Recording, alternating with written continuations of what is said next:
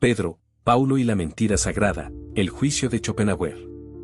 ¿Alguna vez te has preguntado si una mentira puede salvar una vida? ¿Crees que la verdad debe prevalecer siempre, incluso cuando su revelación traería consecuencias devastadoras? Imagina esta situación: estás solo en casa cuando alguien golpea violentamente tu puerta. Al abrir, encuentras a un hombre armado y con la mirada enardecida.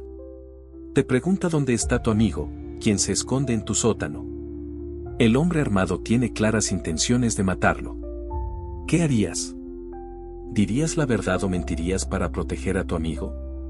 Este no es solo un ejercicio hipotético, sino el centro de uno de los debates filosóficos más intensos de la historia occidental. Un debate que enfrentó al riguroso Immanuel Kant contra el pragmático Arthur Schopenhauer y que hoy continúa dividiendo opiniones en las aulas de filosofía de todo el mundo. ¿La verdad es un valor absoluto? ¿O existen circunstancias donde la mentira se convierte en un acto de heroísmo moral? Para entender este dilema en toda su profundidad, vamos a dar vida a dos personajes, Pedro y Paulo. Dos amigos con visiones radicalmente opuestas sobre la ética de la verdad. A través de su historia y sus argumentos, exploraremos los rincones más fascinantes de este problema moral que, lejos de ser un simple ejercicio académico, tiene profundas ramificaciones en nuestra vida cotidiana. ¿Estás listo para ser testigo de este juicio filosófico? ¿Te atreves a cuestionar tus propias convicciones sobre la verdad y la mentira? Acompáñanos en este viaje donde cada argumento podría cambiar tu perspectiva para siempre. La génesis del dilema. ¿Cómo nació este fascinante dilema moral que ha atormentado a filósofos durante siglos? Todo comenzó en una fría tarde de otoño en Königsberg, allá por 1797, cuando Immanuel Kant publicó su ensayo sobre un presunto derecho a mentir por filantropía. En este texto, Kant respondía a Benjamin Constant, quien había planteado precisamente nuestro dilema del asesino a la puerta. Kant, con la rigidez moral que lo caracterizaba, fue contundente: mentir jamás está justificado, ni siquiera para salvar una vida. Para entender esta postura aparentemente extrema, debemos adentrarnos en el corazón de la ética kantiana, donde la verdad no es negociable bajo ninguna circunstancia. Años después, Arthur Schopenhauer revisitaría este dilema en los dos problemas fundamentales de la ética, cuestionando duramente la posición de Kant. ¿Cómo podía un imperativo moral exigir que sacrificáramos una vida inocente en el altar de la verdad absoluta? Pedro y Paulo, nuestros personajes, encarnan perfectamente estas posturas enfrentadas. Pedro, un hombre práctico y empático, considera que la mentira puede ser un instrumento de compasión. Paulo, estricto y principista, cree que la verdad es un mandato universal que nunca debe ser violado. ¿Te has preguntado qué tipo de sociedad construiríamos si todos mintiéramos cada vez que la verdad resultara incómoda? O, por el contrario, ¿qué tipo de mundo sería aquel donde la verdad se impusiera incluso a costa de vidas inocentes? Imaginemos ahora la situación concreta: Pedro y Paulo comparten una casa.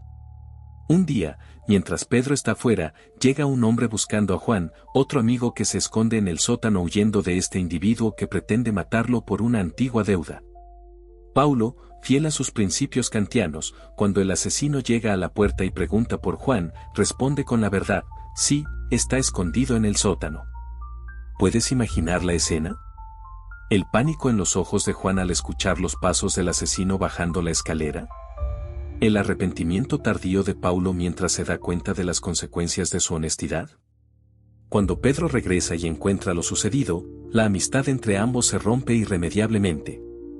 ¿Has valorado más un principio abstracto que la vida de nuestro amigo?, le reprocha con amargura. Para Pedro, la elección era obvia: una mentira piadosa habría salvado a Juan. Este es el poder del dilema que analizamos: nos obliga a confrontar valores que creíamos complementarios pero que, en situaciones extremas, pueden enfrentarse dramáticamente. ¿Verdad o vida? ¿Principio o consecuencia? ¿Qué elegirías tú? La verdad absoluta y sus defensores. ¿Por qué alguien elegiría decir la verdad a un asesino, sabiendo que esto conduciría a la muerte de un inocente? Para entenderlo, debemos sumergirnos en la lógica moral que sustenta esta posición, defendida apasionadamente por Paulo. Kant, el gigante filosófico detrás de esta postura, desarrolló lo que llamó el imperativo categórico: actúa según aquella máxima que puedas querer que se convierta en ley universal. ¿Qué significa esto en términos prácticos? Si todos tuviéramos derecho a mentir cuando nos resultara conveniente, la institución misma de la verdad se desmoronaría. La mentira solo funciona en un mundo donde la verdad es la norma.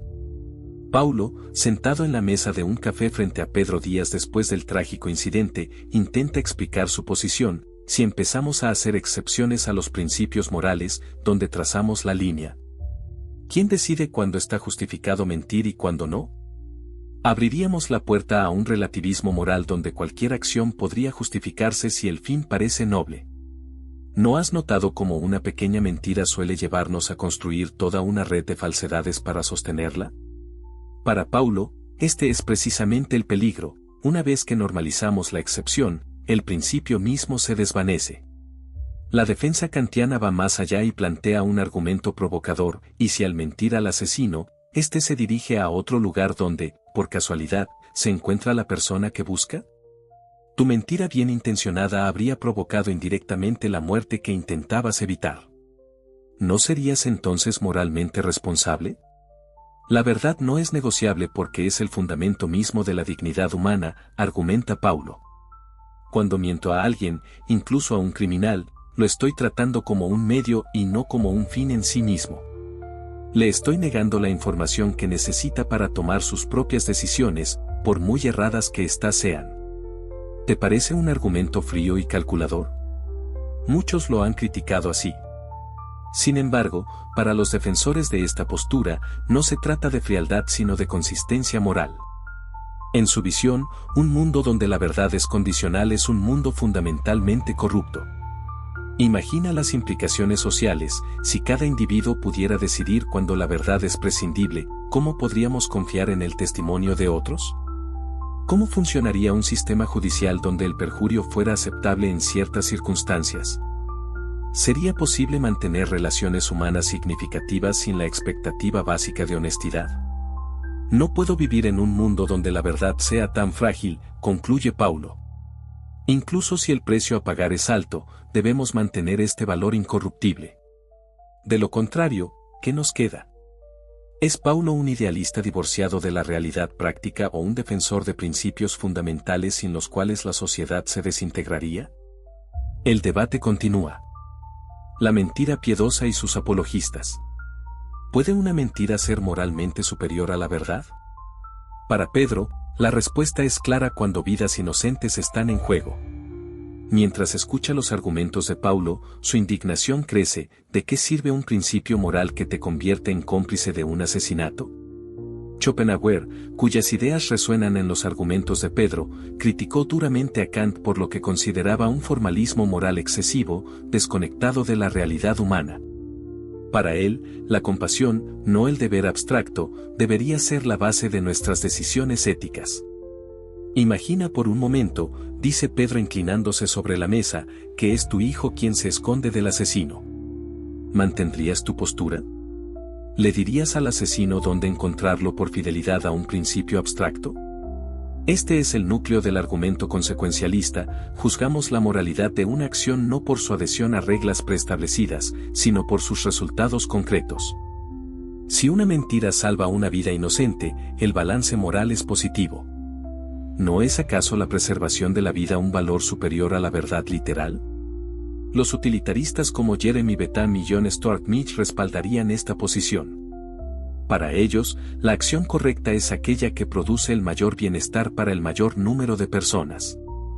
En nuestro dilema, mentir produce claramente menos sufrimiento que decir la verdad.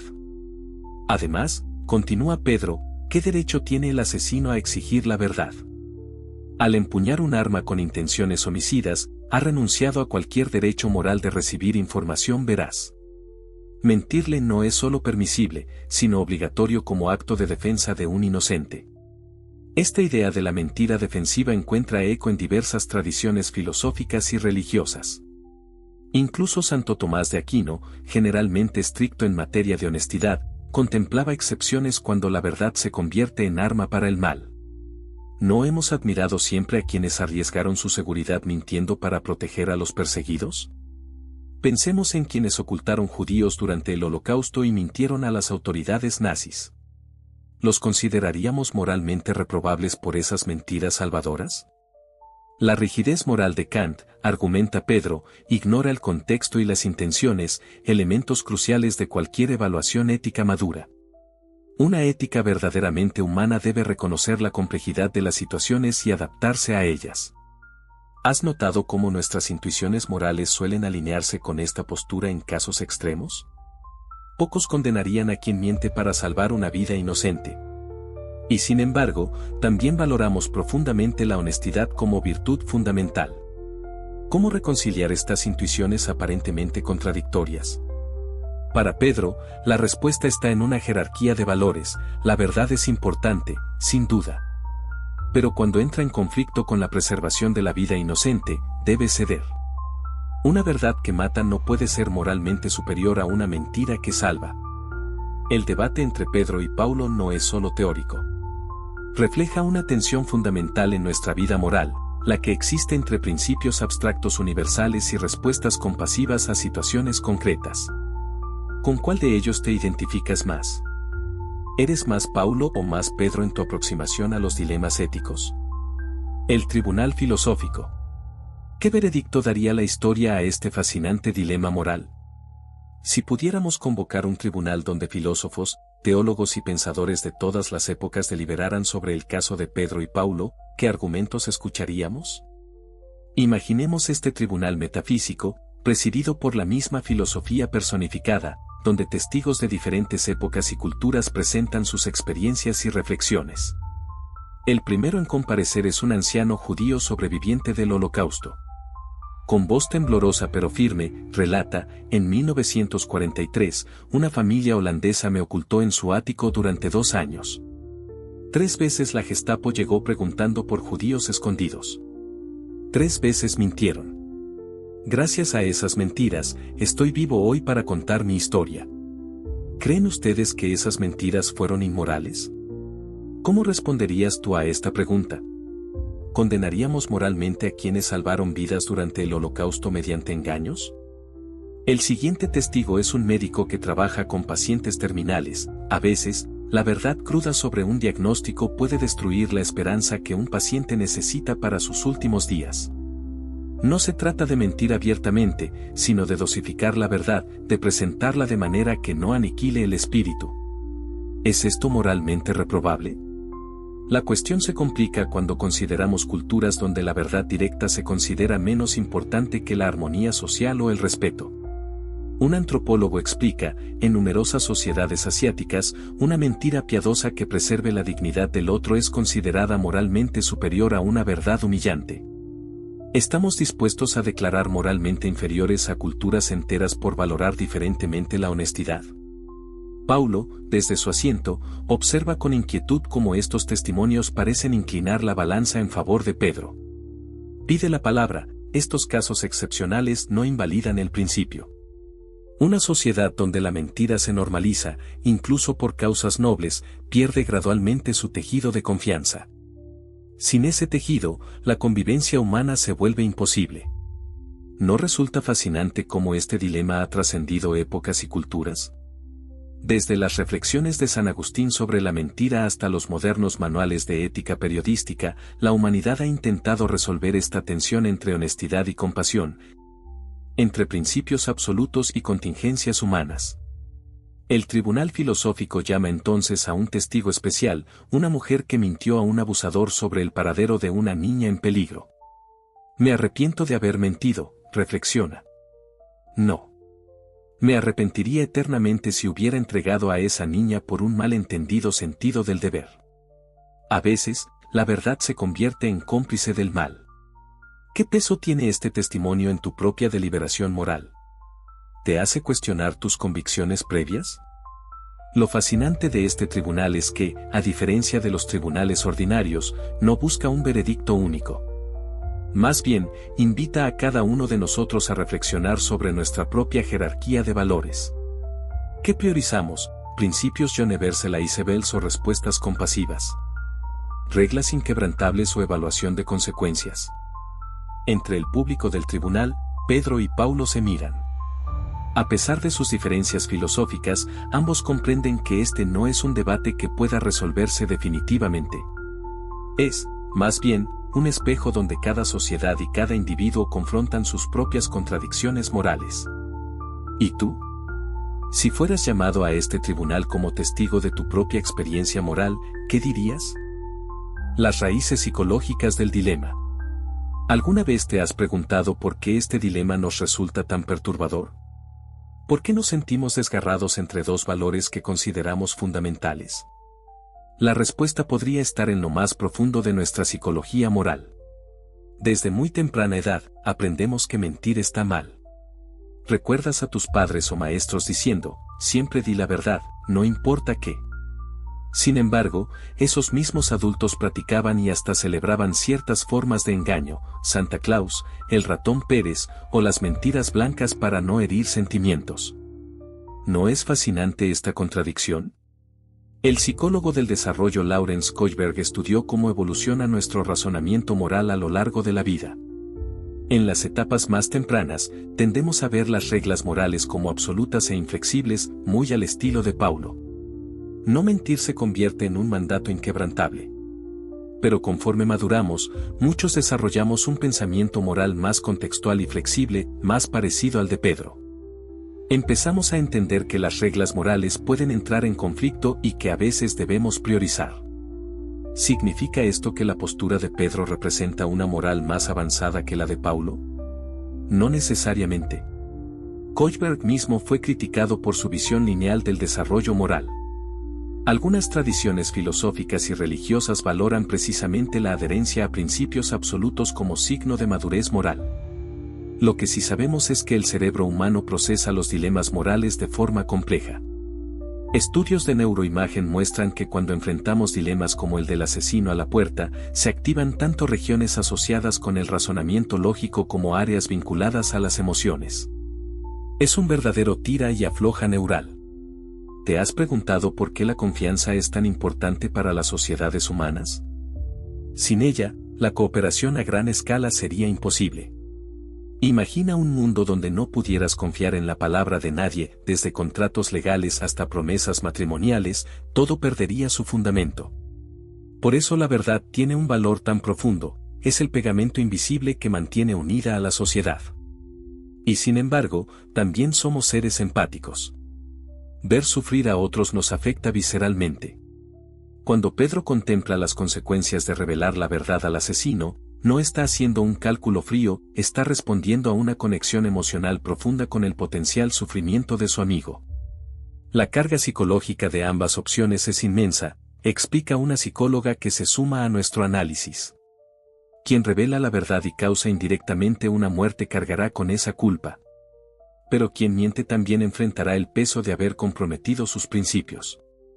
No hay salida sin cicatrices morales. ¿Has notado cómo tendemos a juzgar estas situaciones diferentemente según nuestra relación con los involucrados? Si se tratara de un extraño escondido en tu casa, quizás te inclinarías más hacia la honestidad. Pero si fuera tu hijo o tu mejor amigo, la balanza se inclinaría probablemente hacia la mentira protectora. Nuestra moral no es tan imparcial como nos gustaría creer. Esta dimensión psicológica del dilema nos recuerda que no somos computadoras éticas procesando algoritmos morales perfectos. Somos criaturas de carne y hueso, con emociones, vínculos y vulnerabilidades que influyen profundamente en nuestras decisiones morales. ¿Te parece que este análisis psicológico favorece la postura de Pedro o la de Paulo? O quizás nos muestra que ambos responden a aspectos igualmente válidos de nuestra compleja naturaleza moral. La mentira moderna. ¿Cómo se manifiesta este antiguo dilema moral en nuestra sociedad contemporánea? En la era de las fake news, la posverdad y las redes sociales, la tensión entre verdad absoluta y mentira justificada adquiere dimensiones completamente nuevas. Consideremos la explosión de información falsa durante crisis sanitarias como la pandemia de COVID-19. Cuando algunos gobiernos inicialmente desaconsejaron el uso de mascarillas, no porque fueran inefectivas sino porque escaseaban y querían reservarlas para personal médico. ¿Estaban aplicando el principio de la mentira piadosa a escala social? ¿Y cuáles fueron las consecuencias para la confianza pública cuando esta estrategia fue descubierta? La mentira institucional, incluso con buenas intenciones, tiene un costo devastador para la confianza social, argumentaría Paulo. Una vez que la gente descubre que ha sido engañada por quienes deberían protegerla, el daño a la credibilidad es casi irreparable. Pedro, sin embargo, podría señalar situaciones donde el ocultamiento de información parece justificado. ¿Debería un presidente anunciar públicamente todos los detalles de una operación militar en curso, a sabiendas de que esto pondría en peligro vidas? ¿No hay circunstancias donde el secreto y la discreción son moralmente necesarios? Nuestra sociedad moderna está llena de estas mentiras sagradas institucionalizadas. Desde la confidencialidad médico-paciente hasta el secreto profesional de abogados y periodistas, hemos creado espacios donde la verdad puede y debe ser ocultada por un bien mayor. ¿Y qué hay de las redes sociales? Han creado un ecosistema donde la verdad y la mentira compiten en igualdad de condiciones, donde una falsedad puede dar la vuelta al mundo antes de que la verdad tenga tiempo de ponerse las zapatillas. ¿Cómo aplicamos los principios de Pedro y Paulo en este contexto vertiginoso? Un fenómeno particularmente perturbador es el de las deepfakes, videos generados por inteligencia artificial que muestran a personas diciendo o haciendo cosas que nunca ocurrieron. ¿Constituyen una forma de mentira? Sin duda. ¿Pueden tener usos legítimos en arte o entretenimiento? Posiblemente. ¿Representan un peligro para la sociedad? Absolutamente. El problema, señalaría un experto en ética digital, es que estamos perdiendo las herramientas para distinguir la verdad de la mentira. Cuando todo puede ser manipulado, la verdad misma se convierte en un concepto elusivo. ¿No resulta irónico que en la era de mayor acceso a la información, enfrentemos una crisis de confianza en los hechos mismos? Paulo vería esto como la confirmación de sus temores. Una vez que normalizamos excepciones a la verdad, el tejido mismo de la realidad compartida comienza a deshilacharse. Las empresas tecnológicas enfrentan su propio dilema del asesino a la puerta, deben permitir contenido falso en nombre de la libertad de expresión o censurarlo para proteger la verdad. ¿Quién decide qué es verdad? ¿Podemos confiar en algoritmos o moderadores para hacer estas distinciones? Tal vez, reflexionaría Pedro, necesitamos una nueva ética de la información que reconozca la complejidad del panorama actual. No podemos aplicar mecánicamente principios del siglo XVIII a dilemas del siglo XXI. Y sin embargo, Paulo insistiría en que los principios fundamentales permanecen, la tecnología cambia, la naturaleza humana no. Seguimos necesitando verdad y confianza como base de nuestra convivencia.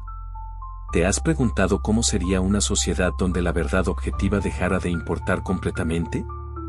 ¿Donde cada individuo construyera su propia realidad sin puntos de referencia compartidos?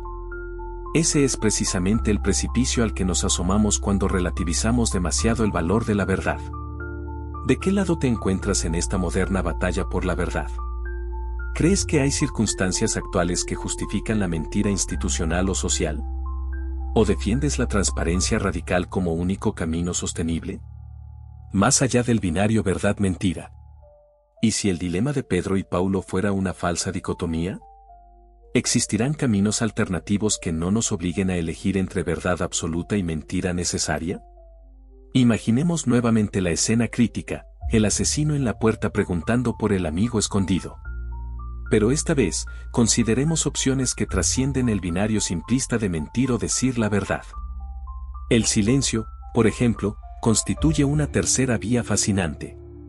¿Qué pasaría si, ante la pregunta del asesino, simplemente nos negáramos a responder? No voy a hablar contigo o no tengo nada que decirte. El silencio no es mentira, pero tampoco es revelación de la verdad peligrosa. ¿Es moralmente superior a ambas opciones? Un filósofo del lenguaje intervendría aquí, el silencio evasivo podría considerarse una forma de engaño sin mentira técnica. ¿No estaríamos, de todos modos, intentando que el asesino llegue a una conclusión falsa? La intención de engañar persiste, aunque no pronunciemos una falsedad explícita. ¿Has notado cómo en situaciones de tensión moral solemos buscar estos espacios intermedios que nos permitan preservar la letra de la ley mientras eludimos su espíritu? ¿No es esto, en sí mismo, una forma de autoengaño moral? Otra estrategia sería la ambigüedad deliberada. Respuestas como no lo he visto hoy por aquí, técnicamente cierto si no has abierto la puerta del sótano, o debe estar en casa de su hermana, donde efectivamente suele ir, aunque hoy no sea el caso. Estas semiverdades y verdades parciales habitan un espacio gris entre la honestidad y el engaño. La comunicación humana nunca ha sido un asunto de verdades y mentiras absolutas, explicaría un lingüista. Usamos constantemente la implicatura, la ambigüedad, la ironía y otros recursos que juegan con los límites de lo literal. Reducir nuestra rica comunicación a verdadero o falso es una simplificación excesiva. ¿Qué opinaría Kant de estas estrategias intermedias? Probablemente las vería como intentos sofisticados de eludir el imperativo moral. Para él, la intención de engañar es moralmente equivalente al engaño mismo. Pedro, sin embargo, encontraría en estas opciones un terreno fértil para explorar. Si podemos proteger a nuestro amigo sin recurrir a una mentira directa, ¿no hemos resuelto el dilema? ¿No podemos preservar tanto el valor de la verdad como la vida inocente? Una estrategia particularmente interesante sería la contrapregunta. Ante el asesino que pregunta ¿está Juan aquí?, respondemos, ¿por qué lo buscas o qué asuntos tienes con él? No hemos mentido ni revelado su paradero, pero hemos cambiado la dinámica de la conversación. ¿Te parece que estas alternativas resuelven realmente el dilema moral o solo lo disfrazan bajo capas de sofisticación lingüística? ¿Es la intención lo que define la moralidad del acto, o son las palabras exactas pronunciadas? Algunos filósofos contemporáneos sugieren que el verdadero problema está en la premisa misma del escenario. ¿Por qué nos enfrentamos solos al asesino? ¿No podríamos gritar pidiendo ayuda, intentar detenerlo, llamar a las autoridades? La dicotomía verdad-mentira surge cuando reducimos nuestras opciones a una simple respuesta verbal. El error de este dilema, argumentaría una filósofa feminista, es presentarnos como agentes morales aislados tomando decisiones en el vacío.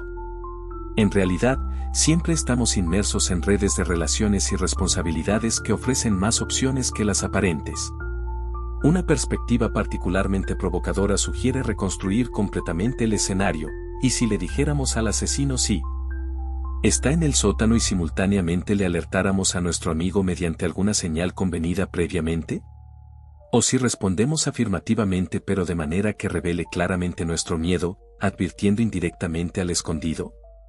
¿No es fascinante cómo, al examinar más detenidamente casi cualquier dilema moral, descubrimos que las opciones nunca son tan limitadas como parecen inicialmente? Pedro y Paulo, enfrentados a estas posibilidades intermedias, podrían encontrar quizás un terreno común, la búsqueda creativa de soluciones que honren tanto la verdad como la vida, sin sacrificar completamente ninguna de ellas. ¿Y tú? ¿Crees que estas terceras vías resuelven satisfactoriamente el dilema, o son meros escapes retóricos ante una decisión moral fundamentalmente binaria? El veredicto contemporáneo. ¿Cómo juzga nuestra sociedad actual este antiguo dilema moral? En pleno siglo XXI, nos inclinamos más hacia la postura de Pedro o la de Paulo. La evidencia sugiere una fascinante evolución en nuestra comprensión colectiva del problema. Los estudios contemporáneos en neurociencia moral ofrecen perspectivas reveladoras. Cuando se presenta el dilema del asesino a la puerta a participantes conectados a equipos de resonancia magnética, observamos una activación simultánea de regiones cerebrales asociadas tanto con el razonamiento abstracto como con la empatía emocional. Es como si nuestro cerebro intentara equilibrar constantemente dos sistemas éticos, uno basado en principios y otro en resultados. Lo interesante, explica una neurocientífica, es que las personas que deciden mentir para salvar al amigo no muestran menos actividad en las regiones asociadas con el razonamiento moral. No es que desactiven su brújula ética, más bien, la están aplicando de manera diferente. ¿No resulta fascinante descubrir que nuestros dilemas filosóficos más antiguos tienen correlatos neurobiológicos? ¿Qué Kant y Schopenhauer podrían haber estado describiendo, en el lenguaje de su época, diferentes circuitos de procesamiento moral en el cerebro humano? Más allá de la neurociencia, las encuestas de opinión globales revelan patrones culturales significativos. En sociedades con fuerte influencia confuciana como Japón o China, donde la armonía social a menudo se valora por encima de la verdad absoluta, el porcentaje de personas que optarían por mentir al asesino supera el 80%. En contraste, en culturas con fuertes tradiciones deontológicas como Alemania, el porcentaje ronda el 65%. ¿Significa esto que la moral es meramente relativa a cada cultura? No necesariamente. Más bien sugiere que, ante el mismo dilema fundamental, diferentes tradiciones enfatizan distintos aspectos de nuestra común humanidad. El veredicto contemporáneo, argumenta un sociólogo, parece favorecer una ética contextual y flexible, sin abandonar completamente la noción de principios morales universales. Reconocemos la importancia de la verdad, pero también sus límites frente a valores como la vida y la compasión. La tecnología también está transformando nuestra comprensión del dilema. Los sistemas de inteligencia artificial que toman decisiones morales deben ser programados con algún marco ético. ¿Deben seguir reglas absolutas al estilo de Kant o calcular consecuencias como sugeriría un utilitarista? Este debate teórico ahora tiene implicaciones prácticas inmediatas. ¿Te has preguntado cómo respondería un sistema de IA al dilema del asesino a la puerta? Los programadores enfrentan el mismo antiguo problema filosófico, pero ahora deben traducirlo a código ejecutable. No pueden permitirse la ambigüedad que nosotros, humanos, manejamos naturalmente.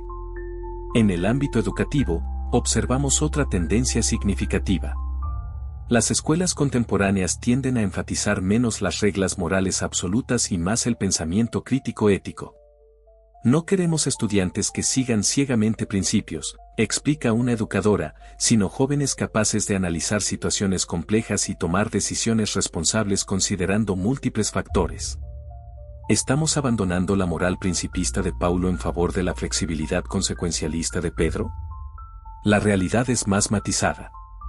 Más bien, parece que buscamos integrar lo mejor de ambas aproximaciones, la firmeza de principios que da estructura a nuestra vida moral, con la flexibilidad compasiva que reconoce la complejidad de las situaciones humanas.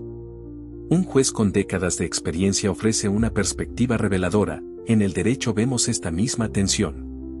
Necesitamos reglas claras y consistentes para que la justicia no sea arbitraria. Pero también necesitamos considerar circunstancias particulares para que la justicia no sea ciega a la realidad humana. No es coincidencia que la figura de la justicia tenga una venda en los ojos pero también una balanza en la mano. ¿Y tú, qué veredicto darías? Si este antiguo dilema llegara hoy a tu tribunal interno, ¿te inclinarías más hacia la verdad incondicional de Paulo o la mentira compasiva de Pedro? ¿O quizás buscarías una tercera vía que trascienda esta aparente oposición? La sentencia final. ¿Existe una respuesta definitiva al dilema que ha enfrentado a Pedro y Paulo?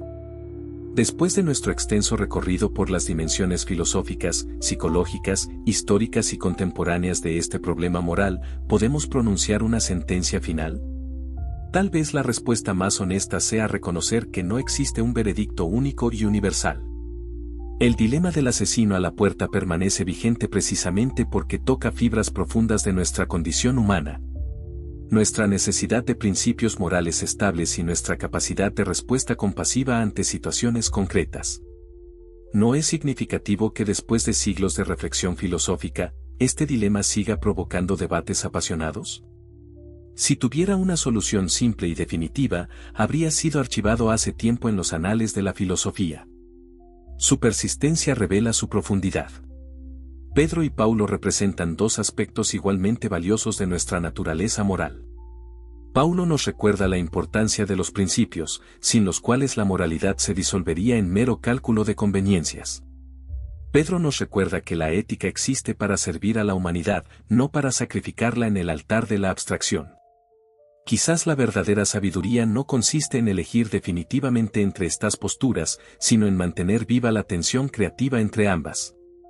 Una sociedad que abandone completamente los principios morales caería en el relativismo y el oportunismo. Pero una sociedad que aplique principios sin consideración por las consecuencias humanas caería en un dogmatismo cruel.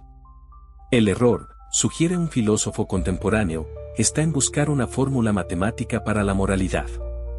La ética no es un algoritmo, es un arte que requiere tanto principios como discernimiento. ¿No es esta la verdadera lección del dilema?